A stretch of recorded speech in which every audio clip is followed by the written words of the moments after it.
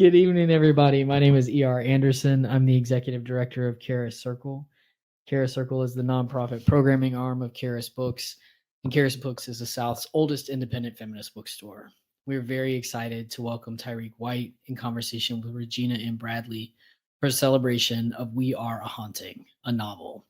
It's a poignant debut for readers of Jesmyn Ward and Jamel Brinkley.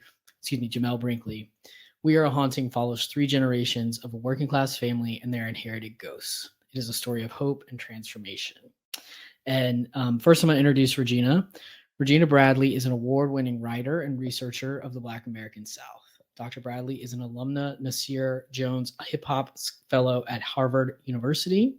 She's Associate Professor of English and African Diaspora Studies at Kennesaw State University and a faculty editor for Southern Cultures Journal. She is also the author of Chronicling Stankonia, The Rise of the Hip Hop South, Boondock Collage, Stories from the Hip Hop South, and editor of An Outcast Reader.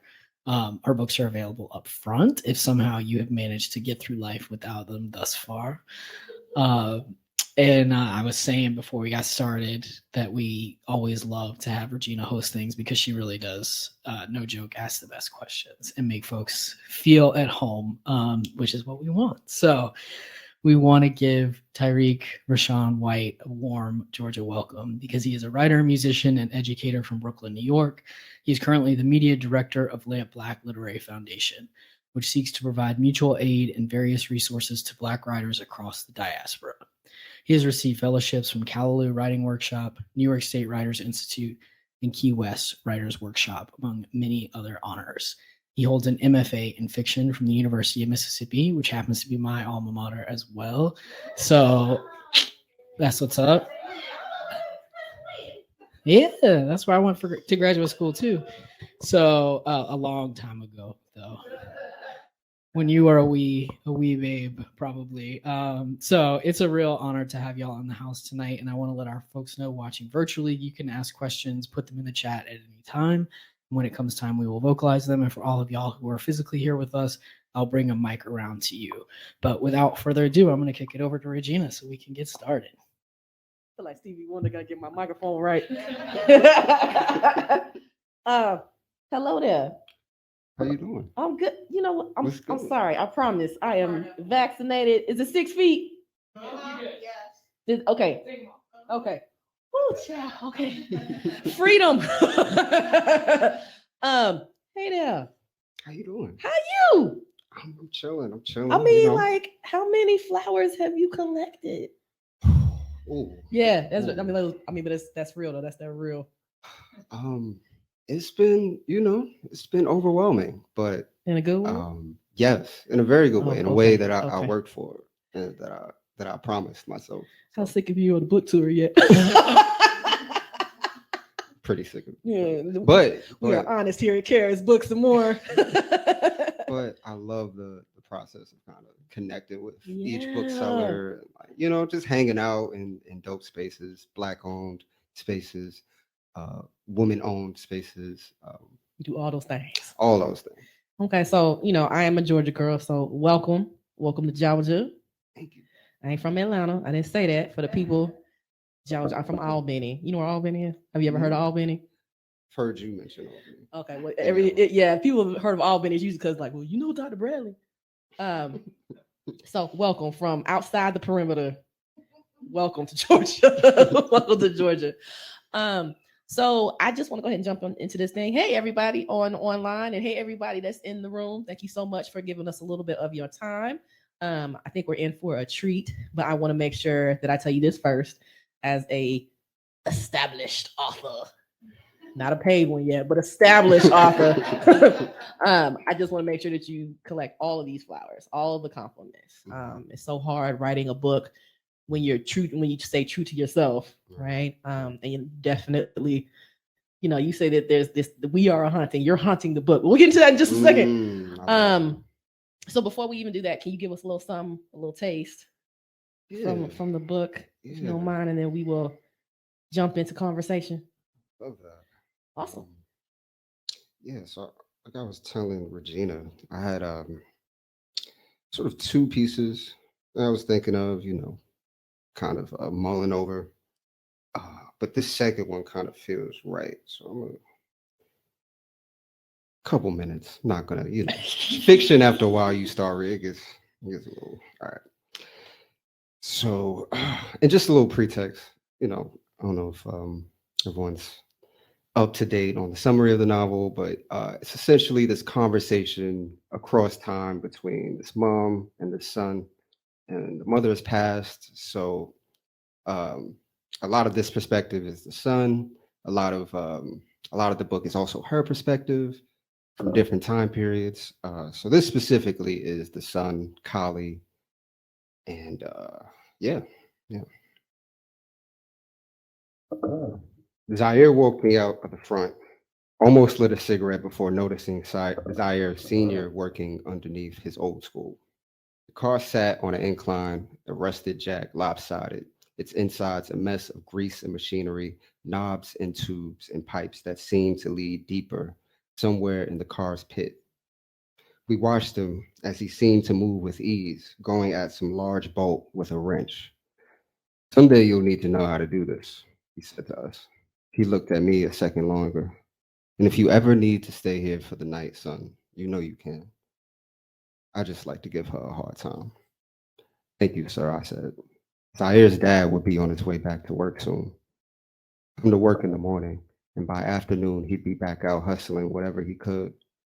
He had started his own taxi service, wasn't certified by the city at all, but neither were half the cabs that lurked around Broadway Junction or Utica Avenue, honking their horns or yelling taxi as people hesitated. On weekends, he combed the corners for bottles, piles of trash that wouldn't be collected until morning.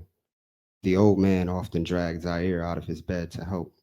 They hunched around the garbage cans, spilling melted juice cartons, sorting the plastic bottles on the sidewalk into a shopping cart that couldn't turn because the rubber wheels were peeling away. Zaire couldn't bring himself to be seen. Sometimes he drew himself far away from the open air, the sweet fumes of rotted food. Plastic, struck by light from behind the watchful clouds, cast a strange light on his father, like he was poised above a church window. Zaire walked me to the gate. I can stay over there if you want, he said. I'm good.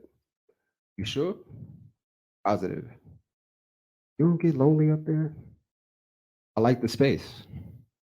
I just think it's weird, he admitted. Damn, you my babysitter? You're right, he said, looking at his house shoes for a moment and turning back toward the front door. Tomorrow. Walked back to my place through the doorway, the steel frame matted with mud, the concrete awning colored a rusted seafoam green.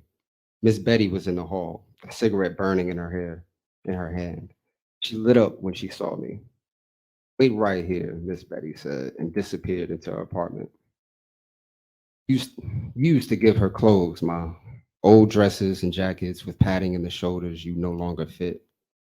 One time, Miss Betty caught a mouse for us that scurried around our apartment for weeks. A mother the size of a shoe. She scooped up that sticky trap with ease, the mouse heavy and writhing, half dead in her hands. You nearly passed out. Back in the hallway, I heard sirens nearing in the distance, barreling down the 8-lane boulevard. Miss Betty emerged with a damp paper bag and held it out to me. I shouldn't, I said, eyeing the rising steam, a sour smell filling the hallway. I couldn't help but think there was a mouse inside. Please take it. I hesitated, but noticed the way her eyebrows pulled at each other, her eyes red and wet, the color of fresh pennies. Inside was Tupperware, hot and full of what looked like soup. Your mom called her Aida Weo. She's the Iwa who held up the heavens. When the first rains were born, a rainbow filled the sky, and the father took her as his wife. She stood at the crossroads. In my apartment, the dark is a closed fist over mine.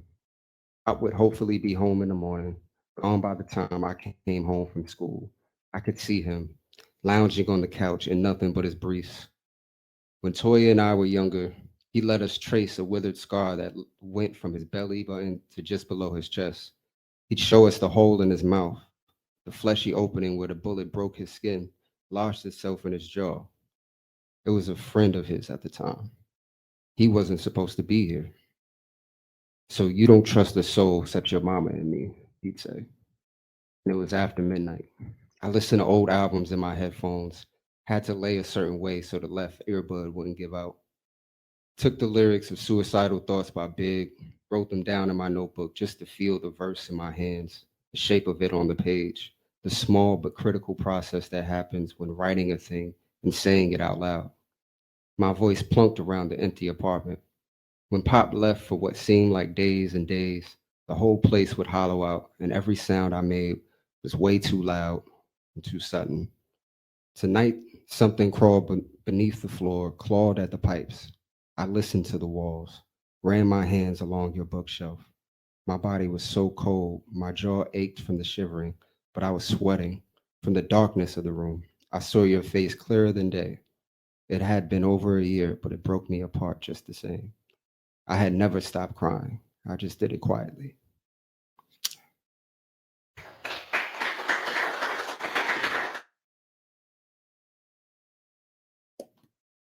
Okay, so I'm trying not to come with this as an English professor because I'm like, I have questions. I might just do it just a little bit. Yeah. So I want to start with titles. Mm. I want to start with titles. Because as a writer myself, I feel like with titles, faster than I can write. And I'm like, oh, this would be dope as a title. Like I literally have like a whole note on my iPhone that's like potential titles. Yeah. I mean, like I have the same potential titles, right? So I mean, like, can we start with just that part? Like, what is it that just touched your spirit that you were like, yep, it's gonna be called We Are a Haunting, not This Is a Haunting, not Y'all Be Haunted. So I do like y'all, just the use of y'all, and that would have been ill. But so this wasn't my first title. I could divulge, like, the first title I had for this was The Killing Fields. Oh. Which is so like, the Cambodian sort of genocide. But police officers used to in the 80s and 90s, they used to, at the 75th precinct, my neighborhood in Brooklyn, New York, they used to wear these t-shirts called and had the Killing Fields on them, and they'd walk around the block parties and the basketball games, and they were really proud of this, of calling this place this, and like, I work in the worst neighborhood in Brooklyn and stuff like that. So I thought that was a dope title, just off the history of it, and then its parallel to like actual genocide. But I think We Are a Haunting kind of encompasses sort of more than like the kind of violence of that community, right? I think We Are a Haunting, and like this is a dope thing too. Like I found this actual line in the book. So like my editor said, you got to find something else. And I just read the book, and I was looking for like what hits, or like what is what could encapsulate like this whole kind of thing. And I landed on that, and I think it works in a sense that this book started with someone telling me like the book itself as an artifact is a haunting, and that stuck with me for like years. And I was like, all right. And then of course us as Black folk, we have a haunted existence in this country. So yeah, it kind of fell into my lap a little bit. I mean, it works though. Like it works. I was just curious about that. But also some of the titles in the book, like Legba, for example. Yeah. I was like, oh, this is what we doing. Like it's just right. But like, oh, this is what we're doing. We're just gonna, conjure. But I just thought it was, I mean, like it wasn't even on the nose to me. I was like, oh, so we're talking about Legba, so we're at the crossroads. Right. At these crossroads, we're at these intersections. You didn't have the Papa part on there. I was like, oh, okay. So, had to put on my scholarly hat. Yes. And think about it. But I mean, like, how significant for you, during the writing process, and to evoke brother Kiese Layman, who was near and dear, the idea of revision, right? In a way, isn't that like a form of haunting too? It's kind of like I wanted it to be like this, right, but it's pushing me to go this way. way, right? So I'm just curious about, how did that theme of haunting memory impact the revision of this novel? Right.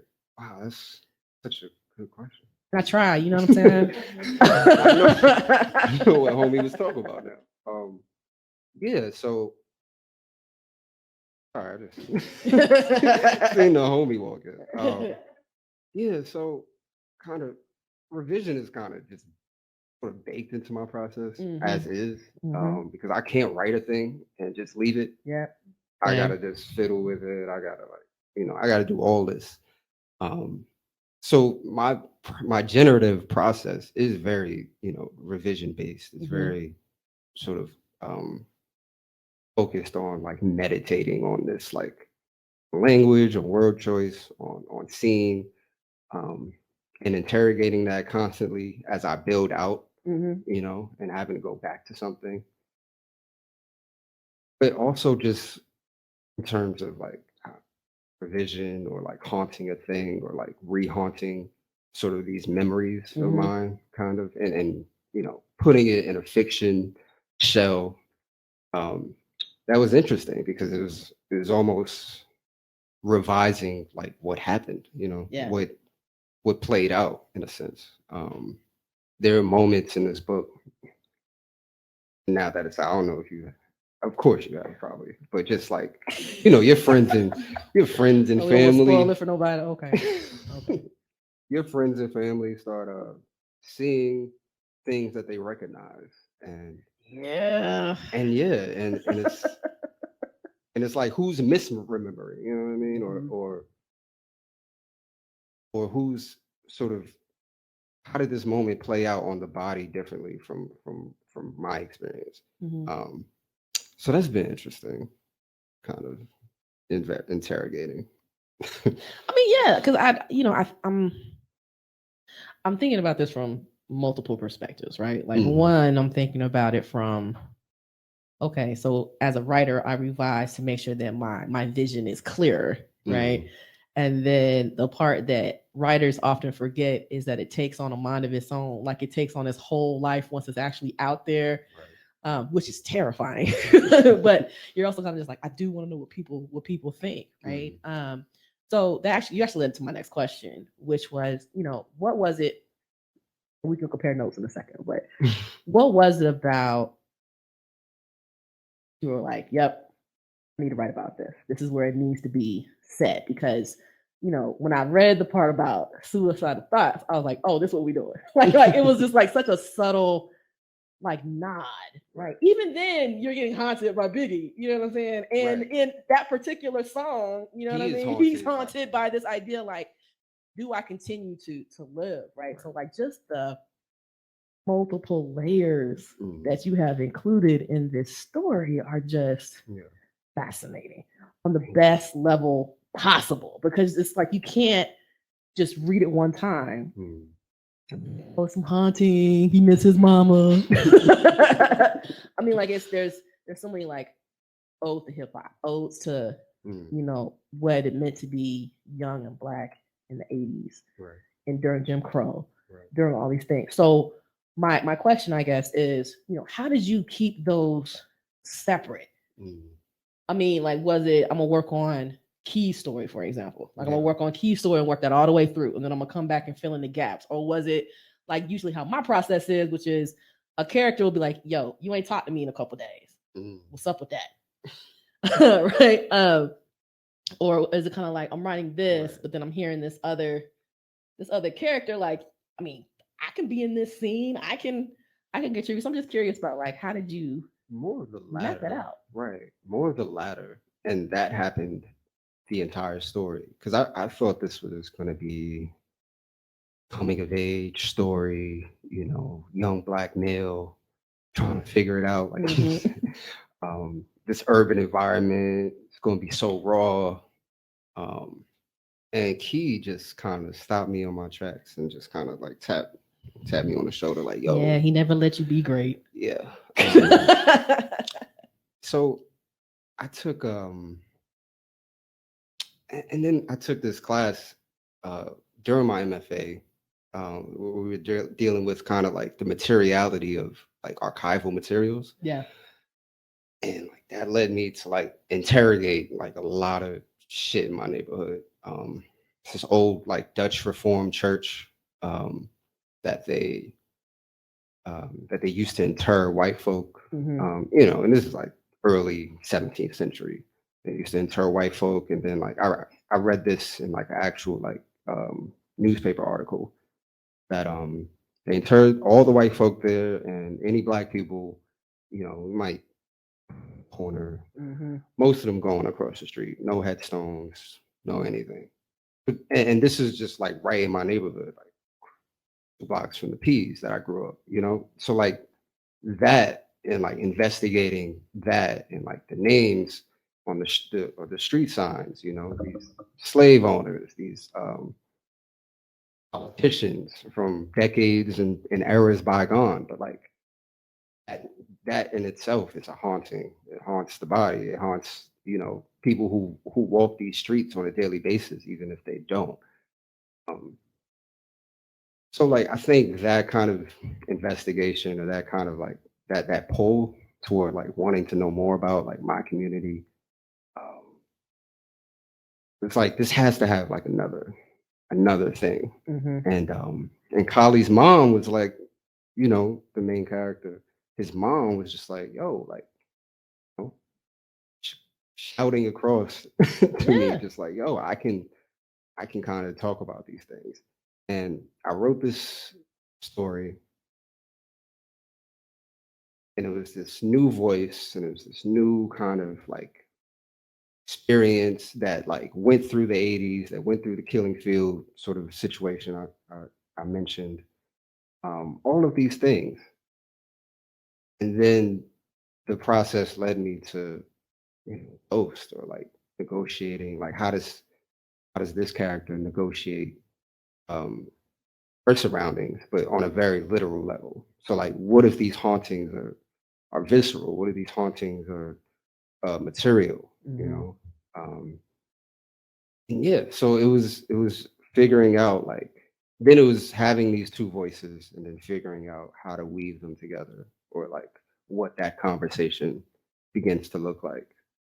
And what would you tell, like if you lost somebody, what would you tell the person you lost? Or like you're gone, like what would a mother want to tell her son when she's not there anymore, you know? And kind of what those lessons could look like. And then not make them lessons, but just write, you know what I mean? And hope the proximity to each kind of situation or story from each of them kind of speaks back to each other. I like that. Because you know, I have questions like, what made you go from New York to Oxford, Mississippi? That's my first part of the question. Okay. You brought up Key a little bit, but you know, folks said that if you like Jamel Brinkley and, you know, Jesmyn Ward, and I'm like, you know who else I see when I read this? I see Gloria Naylor. This is like, you know, if Mama Day had kept talking, what would that look like? That's exactly. Ann Petrie with the street. Yeah.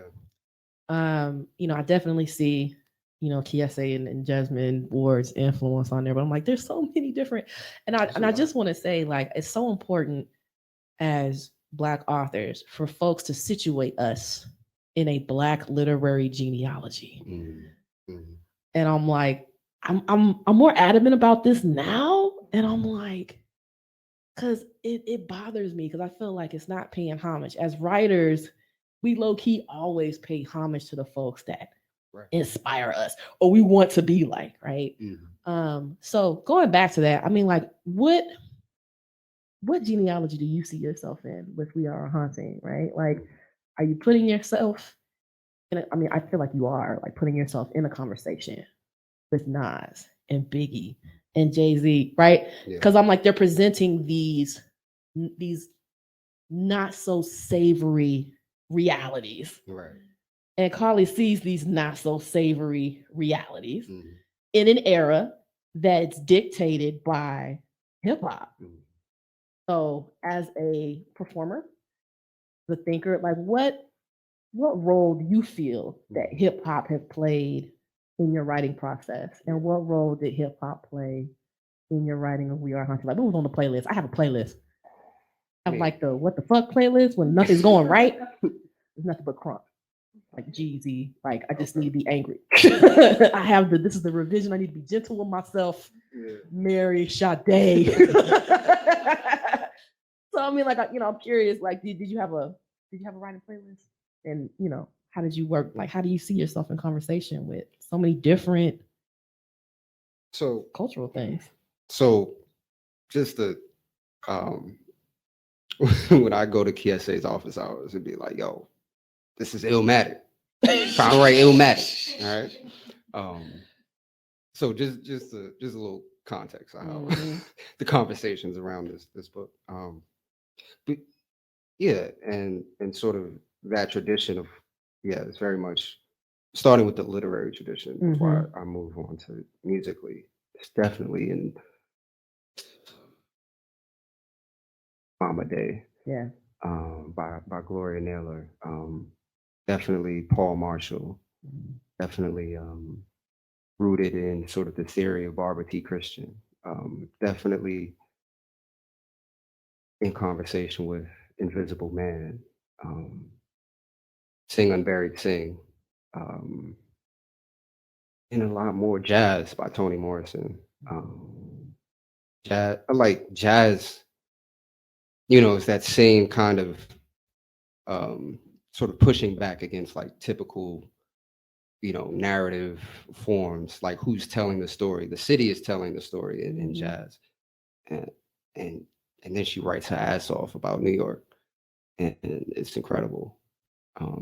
So that's kind of the literary sort of tradition I see. And like kind of like typical New York coming of age stories, I guess, like Jonathan Lethem, but more so like that kind of Black literary tradition. Baldwin's Another Country. Yeah, musically though. So as far as playlist, I'm a real softy. I got a real R&B playlist. R&B, when I was writing this book, it was real R&B soul. It was especially the mom, is very Erica, Ari Lennox. But the book itself is written in that kind of like, because it is sort of personal experiences, but my own like experience and my older brother getting clue tapes or getting mixtapes from Jamaica Queens, early Smack DVDs. Like my imagination for hip hop was very much like important in, because like, and this is what's so ill about show work and kind of the lineage of like Amani Perry's Prophets of the Hood and even Born to Use Mics with Michael Eric Dyson, and sort of like a visual language for kind of the experience of working class Black and brown folk in urban environments or impoverished environments, disenfranchised spaces. So they kind of like, hip hop gave me like Illmatic, Aquemini, Poe's first album, was pivotal in kind of like how am I supposed to see this shit? Like how am I supposed to go into this, like when they're trying to kill me, or like when this world doesn't want me to like exist in a sense, like how, like so artists like that made sense of the world for me first, then the kind of critical thought, the kind of theory that writers like yourself have sort of built around that has kind of allowed this book to really exist, right? And then I wanted it to exist in new ways. So Mm. that's why, yes, it could have been just this kind of coming of age exploration of masculinity, all of this stuff. But I think what I wanted to do was to situate that within questions of how are women treated in these spaces, um, how are working class people of sort of various intersectionalities, like how is that kind of percolating in this history of East New York, this history of Brooklyn, this history of Black folk who have migrated from the South and ended up north, um, and kind of just situating that inside this like huge pot. And I hope it worked. I hope it's layered in a way that seems thoughtful. Um, I hope it speaks to people in that way of that this is not just like a Black boy story, but this is so I grew up in the hood story. I grew up working class story. Um, yeah. Yeah. Man, okay, yeah, because for me, like, I'm weird like that, I guess. I'll accept my weirdness. But when I'm like, if I'm reading fiction, I mean, like, the world is set up for you, right? Like, they try to give you like the sights and the sounds, or mostly like the sights and the smells. But I'm like keen on the sounds. You know what I'm saying? So the reason I asked is because, Audrey, I heard Mahalia Jackson. Yeah. Maybe a little bit of blues, maybe a little bit, if she was cleaning or something. But you know what I'm saying? And yeah, I definitely got the R&B vibe with Key, right? But to go back to something that you were saying about like when you walked in KSA's office, but it was like, do you feel like because you weren't within the city itself that they gave you that critical space to be like, okay, this is where I'm from. I love it. However, there's some things that I need to address. That there are things that I need to talk about. So how did that distance help you? How did that distance work for you in terms of like, this is how I'm going to present New York? Yeah, for sure. I think immediately comes the landscape. Right. The Mississippi's. I mean, there's hills, but it's kind of flat. No, it's flat. It's flat. It's kind of flat. As hell. You can see for miles and miles. But that kind of sort of the relationship people have to the land and sort of nature, like homies from the SIP or whatever, be telling me to go, oh yo, yeah, I'm chilling. What you about to do? Oh, I'm about to go fishing. I got my whole yeah. We're like, we just go drive. We're like, I'm going out. I'm going for a ride. Right. Just like, what? Wait, so you just go you gonna find the lake and go fishing? Yeah, the lake up there. All right, word. That's what's up. But just like that relationship, just like dudes my age, people my age, just in touch with kind of these natural environments. And it made me kind of like interested in like kind of thinking of landscape or upending the idea of like urban landscape and sort of picking at, all right, so what's like spatially unique about like my community? So, happens, even though I'm from East New York, which is largely like East New York, Brownsville has like the highest concentration of projects.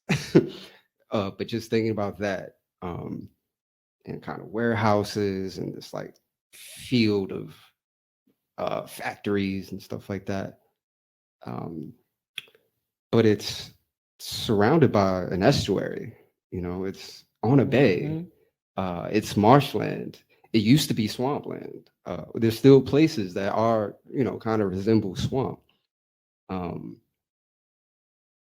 Yeah, and just kind of like taking that in and thinking about that, thinking about its prior history as like this landfill that like the mob used to dump bodies in. It's a complicated place, and it can only be made more complicated by like understanding sort of the land and like that sort of central place, kind of, even if we don't even realize it. Like it matters. And so it made me. So being in Oxford particularly made me sort of my approach to talking about land or talking about up north or whatever.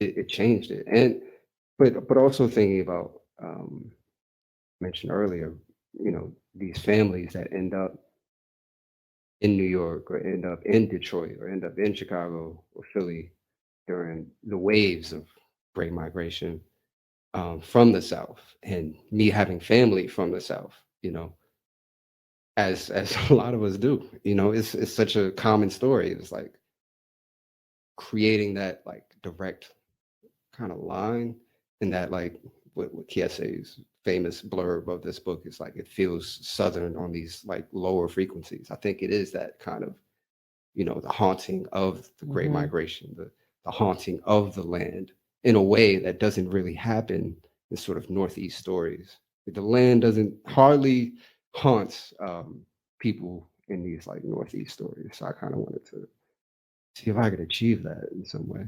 I mean, no, you did. That's why I asked it. I mean, but I mean, going back to just like this idea of geography, of landscape, right? It wasn't necessarily just in the storytelling, it was in the pacing of the story. When Audrey is speaking, everything slows down. Like, it's like I need to focus on, especially between her and Virgil. Like they sound like two old ass sort of, right? But at the time they weren't really that that old. But are you familiar with Rudolph Fisher's City of Refuge? So it's a short story that Dr. Rudolph Fisher wrote back in the 1920s. It came out like 1925, 1926. And it's about this dude from North Carolina who escapes to New York. But like, you can like, it was really dope how Fisher was putting in like these cues in the writing that you were like, and his name is King Solomon Gillis. He ain't the smartest crayon in the box. He still color a little bit though, but it's like he gets to New York and like he's just fascinated. Everything is just moves, goes. He's terrified of the subway, right? He said it sounds like a thunderstorm that's like out of control, right? I mean, like if you're Southern and going on the subway for the first time, it's terrifying. Ask me how I know. But then like he falls into the wrong crowd or whatever. But one of the things that he's constantly saying is New York even got colored policemen. Right? Because he's Southern. Like, we don't see that. Like, he's like, I'm Southern, I'm supposed to feel shit like that. Like, right? But I'm bringing that up because I got hints of that reading Audrey's story. It's like there's this fascination with being in the big city. And like, I'm coming here because I'm trying to do this. And then, you see her struggling to keep the apartment, which is that's not I mean, like, that's a universal poverty thing, but it's just the way that it's set up. It's in my reading, it was slower than Key or Kali. Kali's story was so fast. It's like this happened, and I felt like that was a reflection of him being so young. Because I'm like, when I was a teenager, I was like, yep, this. Oh wait, no, that, this. So it's kind of like you just like bouncing off of things. So that's one thing that you did do for me is kind of forced me to realize that the type of urbanity that is associated with New York City is not the New York City that you write about in your book. It's like, I mean, it's to the point where you talk about the natural surroundings. It's not just like this brick and mortar monster that we have been indoctrinated with. It's like when you think New York, you think nothing ever sleeps. It's always loud. There's always these big ass buildings, all these different, right? But in your story, you're like, nah, okay, all that shit is true. But can we focus on just this, this particular moment, right? Which kind of leads me to my next question. Are we doing good on time, ER? Okay, because I'm not, just going. You brought up this idea of coming of age, and you brought up, Black masculinity. And you don't really get too many Black boy coming of age stories that do the work that you're doing. Because it's either Black boys are, quiet and dreamers and introverted, and they create like this interior world that nobody is supposed to have access to, or or you get this like this one, I'm gonna push you out of that because he can see and speak to spirits, right? Clearly that's going to impact how he sees the world around him and how he comes of age, right? So I'm curious to hear more about the gender roles that you thought about, intentionally picked.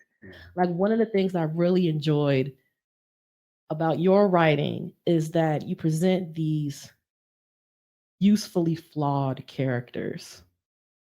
You know what I mean? Like, they don't have to be perfect for me to give a damn.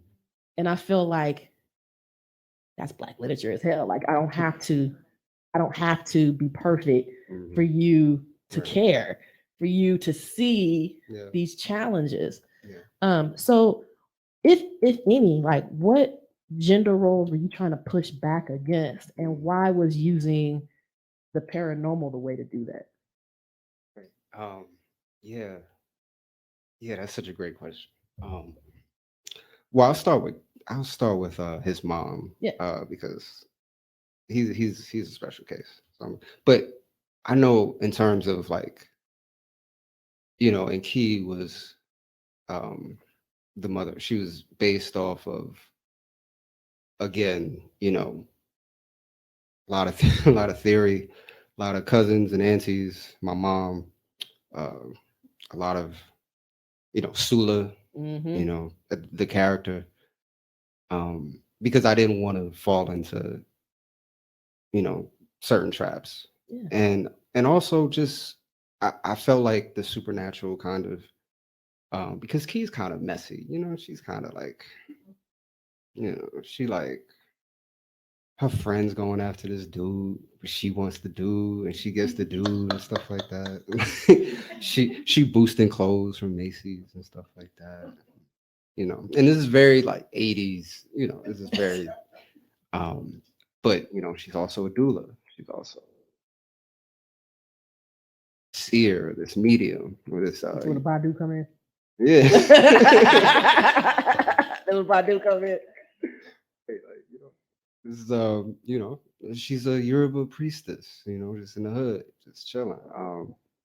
I kind of wanted to I didn't want to make any of these characters like, what do you call it, ailments. What's the term I'm thinking of? Like, I didn't want to pathologize any of these characters. At the same time, I didn't want any of these characters to be perfect. And like, because that's how people levy this thing. Oh, you're trying to be political and make a statement about certain people and identities. Even though I kind of am, but but I tried to sort of problematize that with the surreal, the supernatural. With Kali, I think there is that sort of kind of habit to let sort of these characters from these sort of environments like be these perfect like dreamers, like, oh, he's the only one like this in the neighborhood. Like, Kali is he is looking out for drug dealers. I don't know if y'all like, he is looking, you know what I'm saying? Like, he is in the shits. He's doing all of this, but again, it's like it's luck. It's all these things that has nothing to do with the fact that, like, what he reads. So what? That's more so everything Kali does that may seem like capital L literary is for him to converse with his mom. Like, him being blessed with this gift is just a tool or method for him to grapple with the loss and what that does to him, like, every night bodily. How does he embody that grief? How does he embody that loss? All of these things are meant to kind of hint at it's his relationship with loss, while Key is more so like, um I want to say she's doing most of the work in this. Like she for me, and it was a lot of my favorite parts of writing this book is her story, because she gets to go into people's homes and act as a medium for them. She gets to encounter not just one ghost, like her grandmother and her son can see. She sees all of it. You know what I'm saying? She's like super powerful. But again, what does that mean in the kind of materiality of her life? You know, she's still in the peas. She's still raising these two children. Um, Sometimes by herself, because the father, while he is present, he is working. He is, you know, not present in certain ways. And I think what Kali takes from this whole experience sort of is, you know, do I live like my father? Do I live like my mother? And which father is kind of living in this isolation, this kind of bitterness, this kind of, while his mother sort of led this this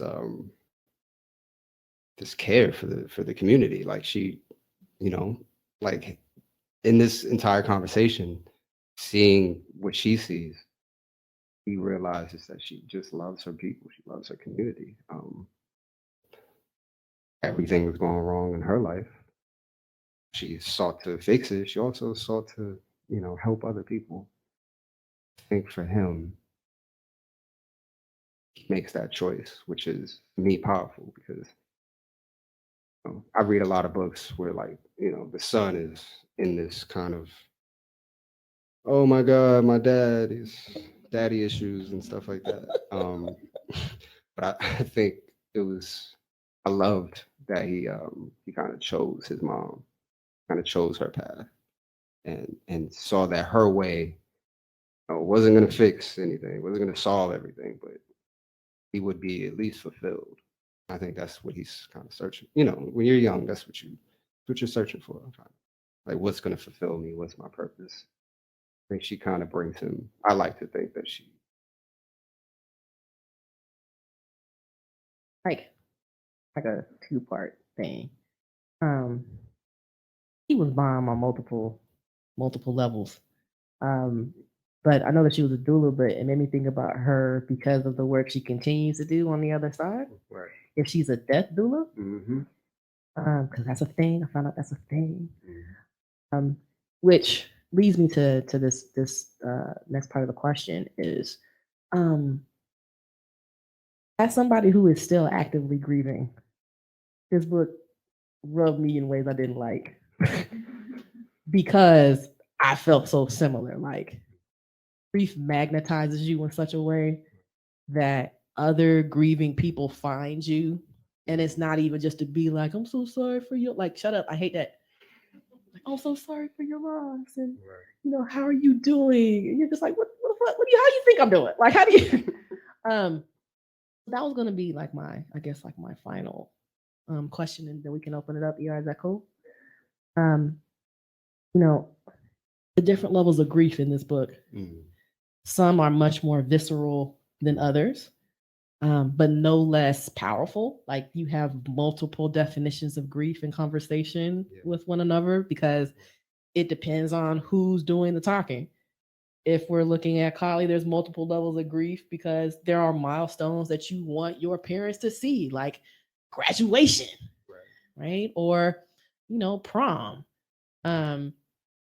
Audrey is grieving her daughter. She's also grieving the possibility she's about to lose her home. It's a very real form of grief, right? Her father, or, you know, Kali's father, Dante, is like, I mean, shit, what you want me to do? Like, I work because I have to. He was such a black man. I'm like, this is.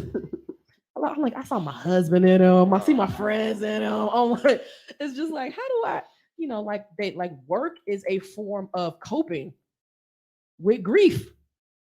are gonna be home to confront this very real grief that often like interlaces with trauma.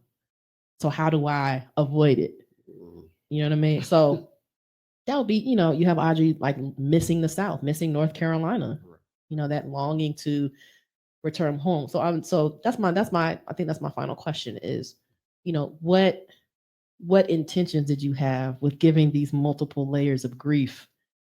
Um, and do you feel like that is a type of labor that is continuing with the reader, not just with you? Yeah. Um, I think I think because a lot of grief in this book is realizing sort of how the dynamic changes Mm-hmm. when someone is taken out. So it's like a space, right? It's a space missing. Who or what fills that space, Mm-hmm. right? So like I know when my grandmother died, there was a matriarchal kind of space missing, and that you know her kids is out of control. So now my mom and my aunt getting into it, my uncle getting into it, and stuff like that. There's a literal space missing, and I think it took a lot of conversations to kind of adjust or kind of like see what this new family unit kind of looks and feels like, because there's such a huge part of it missing. Right. Um, I think I was trying to combat that with a lot of because again, like you said, Kali's lost a mom, Dante's lost a wife, Toya's lost a mom, Audrey has lost a daughter. Sort of like, even if I would hope that even if I didn't write Key in this book, that her presence it would still be felt. Um, and also, I think this kind of like maneuvering or like dealing with multiple layers of grief, because it's always kind of like a reach or a grab at healing or what that looks like, what that process looks like, and how to consistently show up for that process. And it's hard. It's hard. You know, I think Key is even mourning, because her powers of seeing the past. I don't know if this is a spoiler, but who cares? But like her powers lead her to seeing toward the future, and so she mourns things that hasn't even happened yet. Right. I feel like all the characters are mourning, um, kind of mourning the country in the way that we are neglected.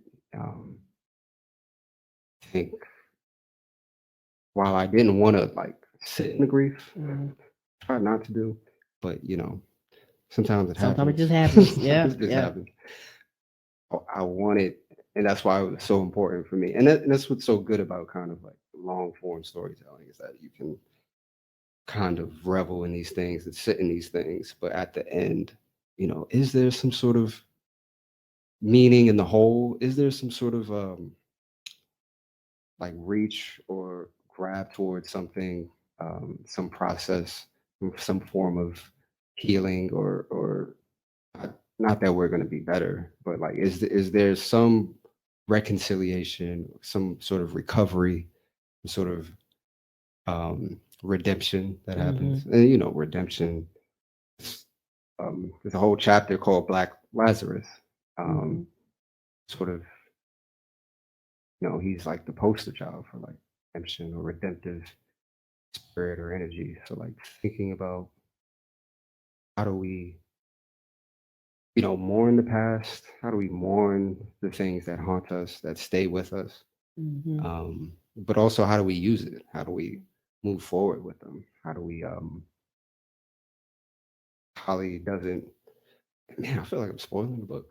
Kali doesn't doesn't he sees his mom, then he doesn't see his mom anymore. Then he sees someone else. So see the spoiler says someone else. yeah. So there's this continuation, you know. There's this is always going to be with you. So how do you again show up to these processes of healing? How do you do the work of, you know, how do you put in that work of healing? And it's every day and it's consistent and it's hard as hell. But I hope Indeed. thank you. Thank Try. you. Thank y'all for coming out. Beautiful. I don't have the room. So for the folks who's ready, don't pounce just yet. I am. We are having a microphone being passed around so you can ask your questions, comments, snide remarks.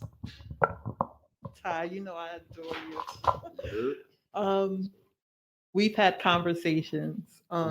We definitely on opposite ends of the spectrum when it comes to hip hop, right? And storytelling.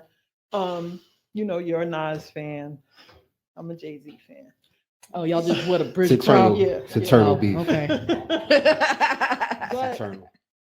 a lot of invention is about observation, right? I'm guessing that's your relationship with Nas.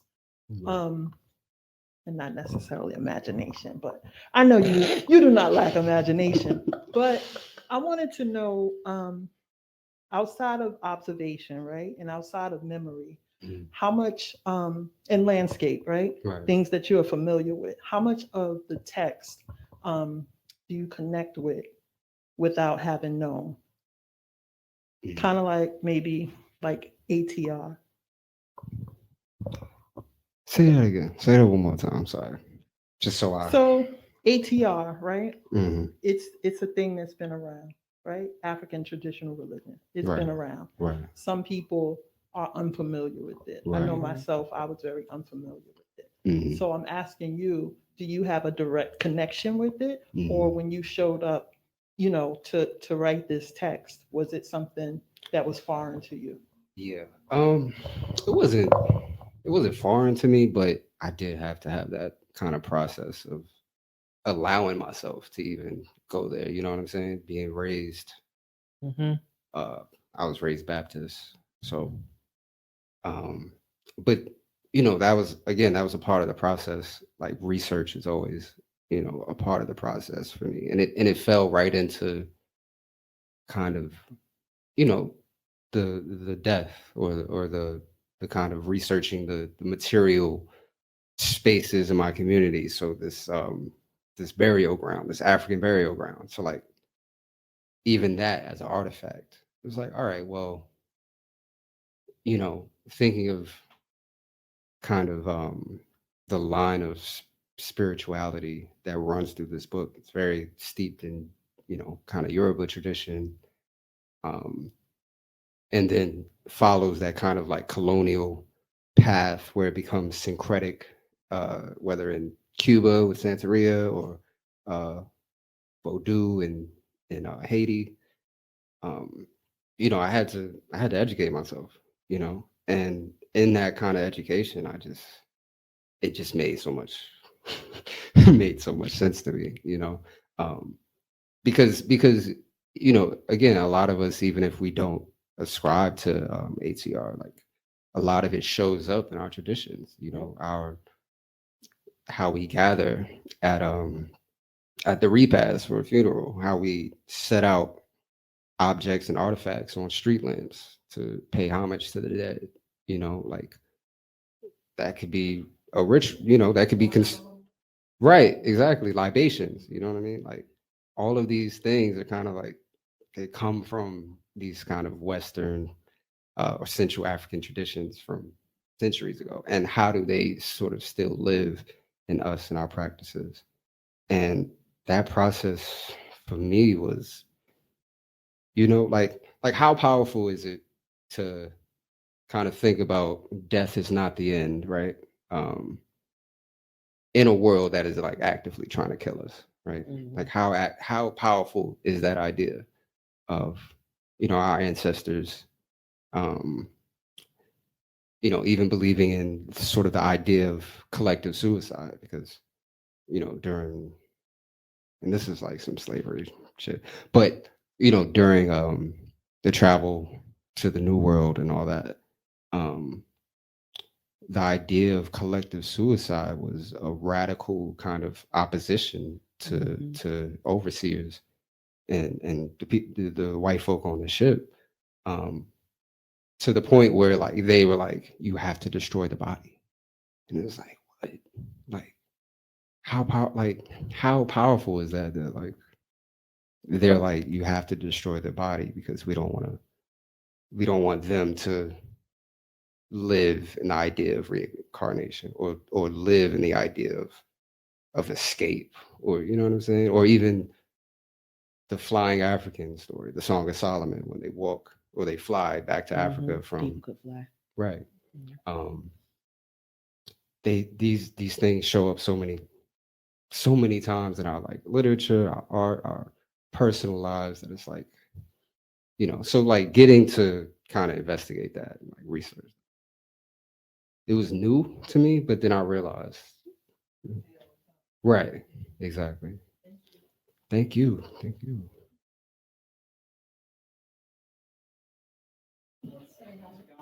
Hey, The book. I like the slow pacing and this. It's really good. But anyway, thank you. so I came here to pick up Tanana Reed's Do book, and I got home and I looked. I was like, okay, I saw your book, We Are the Haunting, and then I looked. Okay, he went to the University of Mississippi, so I had to drive back like on the Monday to go get it because I was like, because Black authors from Mississippi kind of throw. They do, and I know you're from Brooklyn, but you went to school there. So, how much of the influence based on authors? How much did that influence your decision to go there? And how do you think it's impacted your work pre University of Mississippi? Like you're looking at what you've written before you got there to what you're writing now. It made everything better. It changed everything. Who was just telling me this quote? I'm bugging. So I was sitting with Amani Perry, doing the Pen World Voices, and we were talking about this sort of similar thing. And she was like, Gil Scott Heron. He said, if you want to learn how to write, he's talking to, he's from New York. Where is he from, New York? From Chicago, my bad. But but he spent some time in New York. And yeah, he was saying, if you want to learn how to write, Black writers should go to the South. He said, what? You need to go where? The South. Child. And that's, you know what I mean? Like, you can't make that up. And that's how I felt. Obviously, key, like knowing PSA was going to be there, motivated my decision very much. And I didn't know that before. I didn't have that quote just before. It was just like, all right, PSA there. I think, it was between that and New York, thing in New York, working with like Victor LaBelle, who I love as well. Oh, wow. But yeah, I think just I read heavy in like a feverish night, and it was a long night. I didn't sleep. I was up, and yeah, it just changed everything for me.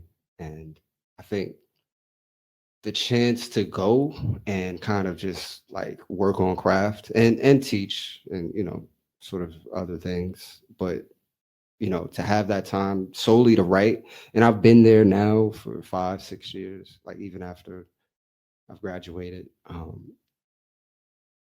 I can't really put words to what exactly it's done to my writing, but I know I listen. I listen a lot more. Right. It might be trying to pick out the accents and stuff like that, especially Mississippi accents. Like brothers from Mississippi. But even like, I love the musicality of like language and stuff like that. So like it was easy for me again. And like my family's from North Carolina. So it's a big shift. I ain't gonna like front or anything. But like again, like we been here, you know what I'm saying? We be here. So like I didn't feel, the only thing I was worried about was white folk. That was it. But like beyond just like beyond just what moving to Mississippi, No, but just yeah, yeah. yeah. But just kind of the like, was I afraid like there would be like a culture shock? Yeah, a little bit. But again, like we've been here. I've been here. I've found a home here. I found community here. Um, and it becomes a part of you, you know, like my interest sort of changed. I'm researching uh types of trees and flowers and stuff like that, you know what I mean? Just that sort of attention and listening. Yeah, it's changed like my relationship to, again, geographies and sort of spatially the things I write about or the places I write about. If that makes sense. That does. That really does. Thank you. Thank you. Yo. Yo. So in a book like this that obviously like mirrors some level of lived experience for you, right? Like it seems like it was very important for this to be in this part of New York. And I think a lot about like truth versus like fact or like lived experience, you know? And I don't think those two things are necessarily the same thing. Right. Like, for example, you could have written a book about an astronaut in Houston, and I'm sure there would have been a lot of like truth in it, right? But why, I guess, like, why was it important, or how do you feel like it served you to have this like, very fictionalized story, but at the same time, like clearly it was very important to you to put it in this place that was like part of a reality, like part of a lived experience for you. Yeah, I guess I'm just like thinking about the relationship of those two things versus just like, deciding to write about like a fisherman in Oregon or like whatever, like how did those two things support each other? And at the same time, like obviously it's not nonfiction. So Right. whereas how did those two things like lean on each other for you? What's important about that? Right. That's a good question. Yeah, no, there's definitely, I feel like there's a distinction between truth, right, and then like facts or lived in experience. I think for me, it was important to write about this community. It was very selfish. It was very, I don't see this place. I don't see these people typically in like literature, capital L. I think the LA Times just did a they did all the like books. the different books, like Right. this is how this state really is. Yeah. So basically the books and where they take place across America, right? And of course I zoom right into Brooklyn. Yeah, bareness, the sty and like Clinton Hills, neighborhoods like that. And of course, like Manhattan is just like peppered, especially from like Central Park down. Yeah, it was just entirely selfish. It was like that kind of proved my point. It was like, this is bullshit. This place for me, is occupied. Yeah, it occupied such a heavy kind of space inside me for years. It informs everything I do. It acts as a living kind of framework for kind of how I understand the world. Because of its kind of idiosyncrasies, right? So the kind of marshland, the kind of environmental sort of questions, its position as kind of this police state post 80s. It's consistently being like the most violent neighborhood or whatever in the 80s and 90s. I think all of that in contention with each other, it was like I can't, and I kind of feel like how people would feel with like their first album, right? It's like your entire life. It's like, Mhm. it's going to be about this or this place, or, because that's what that's what you know the most, that's what you know the best. So maybe my second, my volume 2, my it was written, it'll look a little different, but It's gonna be shout out to all the Oregon fishermen. yes. I think that's a wonderful. We could keep talking, but I think that's a good place to wrap up. Regina, you got any last pearls of wisdom you want to extend? I gotta do the benediction. Yeah. why you think we paying you the big bucks? First of all, Tyriek, I just want you to know, like, your writing is out here, and it's doing some work that a lot of folks ain't ready to have. I was thinking about your question, and I feel like with fact, it's what's written in history books, and it's those things that people don't want to question because it's uncomfortable. And truth is what comes out in those pages. You can't wash out the truth. You can't wash out truth to speak it to power, and the different truths that you speak through these characters. And We Are a Haunting do all that and so much more. So I just hope that you head high, keep going. I look forward to reading more of your work, and getting to know your process better. And thank you all so much for coming out this evening, to listen and to think through the multiple intricate layers that you have presented us. And it doesn't read like your first novel. How some folks you read it, they'll be like, oh, okay, Like this ain't it. So please take pride in the fact that it looked like you've been around, that you spin the block a couple of times before you release this. So listen. yeah. Thank you. Thank y'all both so much for being here. I want to let our folks who are watching virtually know that you can click this teal link at the bottom of your screen to buy We Are a Haunting from Charis. Really does help us when you buy event books from us. I want to let everybody know that tomorrow night we're having Tanana Redo here. So keep it going. I know one person is going to be back for a doubleheader, but just in case anybody else wants to, I want to let folks know it's going to be a really fun night. We're really excited about that. So we're going to say goodnight to our virtual friends.